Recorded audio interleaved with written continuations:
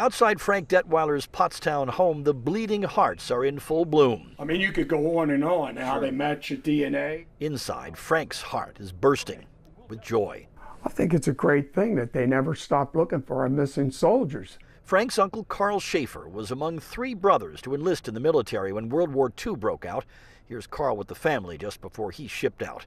But on January 21st, 1944, Shaffer and the rest of his crew were killed when their B-24 bomber crashed on a small island in the South Pacific. Frank wasn't yet born, and in the years ahead, heard little about his hero uncle. Well, because of the heartbreak in the family, I think, you know, it was sort of kept away from everyone. It just, they didn't bring up the subject, you know. Decades later, in 2013, the Defense Department reached out to Detweiler and his sister with a stunning revelation. Human remains had been found on the remote island. She gave DNA, and so did I. We thought that was the right thing to do. We wanted to know.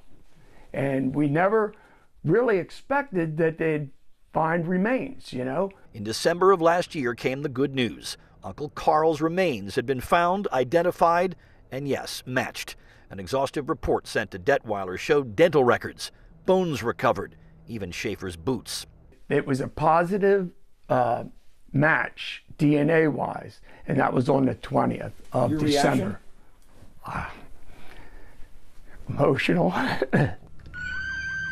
On Saturday, Staff Sergeant Carl Shaffer's remains were driven from Philadelphia International Airport to Pottstown, escorted by, among others, Warriors Watch riders, Army veteran Michael Murphy among them. It's a mixed emotion, you know. You're kind of glad to see the guy's remains finally come home, but also peace of mind for the family. Shaffer's flag-draped casket now sits at the Houck and Goffus Funeral Home in Pottstown. Frank Detweiler never knew his uncle, but he was family, and now he's where he belongs. Put some closure on things, you know. I'm just glad that he's home.